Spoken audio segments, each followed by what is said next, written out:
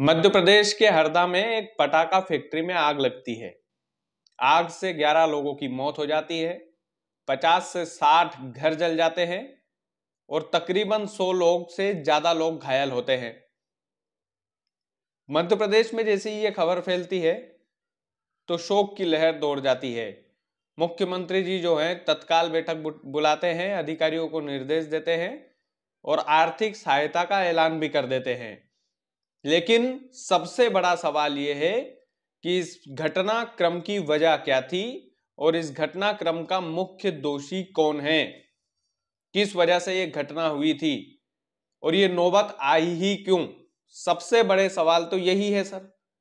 तो इस खबर में हम आपको यही बताने वाले हैं कि इस घटना की मुख्य वजह क्या थी और किन किन लोगों पर कार्रवाई होना चाहिए। नमस्कार, स्वीकार कीजिएगा, मेरा नाम कृष्णपाल राठौर है और आप म्हारो मध्य प्रदेश का स्पेशल शो देख रहे हैं। हरदा में ये फैक्ट्री में जो आग लगी, वो आग तो चलिए मान सकते हैं कि बारूद की वजह से लगी है। एक के बाद एक धमाके हुए तो बारूद की वजह से हुए, लेकिन इस बारूद वाली फैक्ट्री को रिहायशी इलाके में लगाने की परमिशन प्रशासन के द्वारा क्यों दी गई, सबसे बड़ा सवाल तो यही है। फैक्ट्री पटाखे बनाती है, भारी मात्रा में बारूद लगता है पटाखे बनाने में, हम सभी को पता है, ये प्रशासन को भी पता होगा कि भाई बारूद से ही पटाखे बनाए जाते हैं। तो ऐसी फैक्ट्री को तो शहर से कहीं दूर परमिशन देना था। रिहायशी इलाके में जहां पर लोग बाग रहते हैं वहां पर आपने फैक्ट्री लगवाने की परमिशन दे कैसे दी? जिसने भी परमिशन दी, जिस अधिकारी ने भी, उस पर तत्काल प्रभाव से कार्रवाई करना चाहिए प्रशासन को। दूसरी बात, ये एक मीडिया रिपोर्ट से में बताया गया है कि फैक्ट्री जो है बिना लाइसेंस के चल रही थी। लाइसेंस ही नहीं था भाई साहब। इतनी बड़ी फैक्ट्री जो 1.5 एकड़ में फैली हुई है, बिना लाइसेंस के वो फैक्ट्री बीच शहर में चलती है। अब आप बताइए, अब जैसे गुना में हादसा हुआ था ना, गुना में 11-12 लोग आग की चपेट में आके मरे थे, बस एक्सीडेंट हुआ था। वो गुना वाला जो हादसा है वो पुराना नहीं हुआ है सर। थोड़े दिन तक बसों की चेकिंग चली, फिर बसों की चेकिंग जो है बंद हो गई। ऐसे ही ये वाला हादसा भी वैसे ही है, कॉमन ही है। थोड़े दिन तक फैक्ट्रियों की तलाशी ली जाएगी प्रशासनिक अधिकारियों के द्वारा, फिर जस का तस माहौल हो जाएगा। लेकिन ये व्यवस्था सुधरेगी कैसे, सबसे बड़ा सवाल ये है। सबसे बड़ा सवाल यह है कि ये नौबत आती ही क्यों है कि जब कोई बड़ा हादसा घटता है उसके बाद ही अधिकारी की नींद खुलती है, प्रशासनिक अधिकारियों की नींद खुलती है। ऐसी नौबत आती ही क्यों है? तो ये तो आवाज उठाना पड़ेगा सर। सरकार को कठोर कदम लेना चाहिए। जांच की टीम जो है वो गठित की है, मोहन यादव जी जो हैं अभी मध्य प्रदेश के मुख्यमंत्री, लेकिन कठोर कार्रवाई होना चाहिए। ये तो सीधा सीधा यूं मान लीजिए कि कितना बड़ा हादसा है, 50 से 60 घर जल जाते हैं। 11 लोगों की मौत होना कोई छोटी मोटी बात नहीं है। और ये तो अभी अभी का आंकड़ा है, हो सकता है ये आंकड़ा बढ़ भी जाए, क्योंकि तकरीबन 100 से ज्यादा लोग तो घायल हुए हैं इस हादसे में। और फैक्ट्री के अंदर कितने लोग होंगे कितने नहीं, इसकी पूरी जानकारी अभी किसी के पास नहीं है। अभी भी एनडीआरएफ की जो टीम है वो लगातार मलबे से घायलों को निकाल रही है।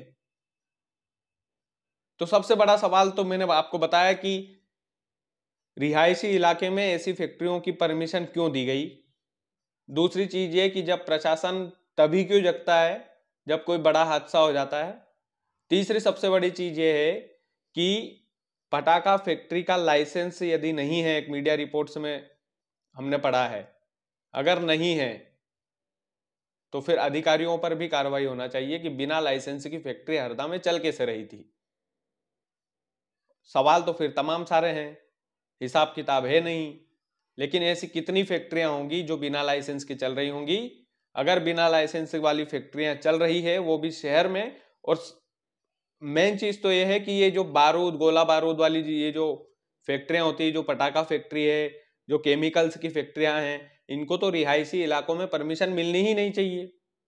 यही फैक्ट्री यदि दूर होती दूर दराज इलाके में होती, जंगल में होती, तो इतना बड़ा जनमानस का जो हानि हुई है वो हानि नहीं होती शायद। भगदड़ की स्थिति जो बनी है आज हरदा में वो शायद नहीं बनती। तो सवाल तो तमाम सारे हैं। बहरहाल जितने भी घायल है उन घायलों को जल्द स्वस्थ होने की हम भगवान से भी प्रार्थना करते हैं, और ये भी प्रार्थना करते हैं कि थोड़ा सा प्रशासनिक अधिकारियों को भगवान सद्बुद्धि दे, और सद्बुद्धि इस तरह से दे कि ये जो आग लगी है ये दोबारा कहीं पर ना लगे, दोबारा इस तरह की लापरवाही प्रशासनिक अधिकारियों के द्वारा ना की जाए, और इस पर सरकार को भी कठोर से कठोर कदम उठाने की सख्त जरूरत है, बिल्कुल सख्त जरूरत है, उठाना ही चाहिए ऐसे लोगों पर। तो ये तमाम सारी चीजें हैं। सवाल तो कई सारे हैं सर, लेकिन वही है कि हादसा होता है, हादसा होने के थोड़े दिन तक ये चीजें चलती है। जैसे मैंने गुना का जिक्र किया, गुना में जब बस हादसा हुआ था तो बसों की चेकिंग चलने लग गई थी पूरे जिलों में। बस भूल गए, महीने 2 महीने बाद भूल जाते हैं सब, इस हादसे को भी भूल जाएंगे। लेकिन अगर अधिकारी वर्ग ठीक से ध्यान दें इन चीजों पर तो शायद ऐसे हादसों की नौबत ना आए, शायद ये चीजें ना हो। तो इस पर ध्यान देने की आवश्यकता है। बाकी वीडियो को ज़्यादा से ज़्यादा शेयर कीजिएगा ताकि प्रशासनिक अधिकारी और सरकार ऐसे मामलों पर सख्त से सख्त कार्रवाई करे, सख्त से सख्त जो भी चीज़ें बनती हैं वो करे, क्योंकि ज़रूरत है। ये पहला हादसा हुआ है, कहीं ऐसे और हादसे ना हो। ये तमाम सारी चीज़ें हैं। बाकी ये हमारे मध्य प्रदेश का स्पेशल शो, अभी ग्राउंड लेवल पर हम उतरेंगे तो इसी तरह की जो चीज़ें हैं आपको दिखाएंगे, ग्राउंड लेवल की रिपोर्टिंग करेंगे, मध्य प्रदेश के लोगों को जानेंगे। आपके सपोर्ट की ज़रूरत है इस शो को, इसलिए ज़्यादा से ज़्यादा वीडियो को शेयर कीजिएगा। चैनल यदि आपने सब्सक्राइब नहीं किया है तो प्लीज़ कर लीजिएगा। बहुत बहुत धन्यवाद।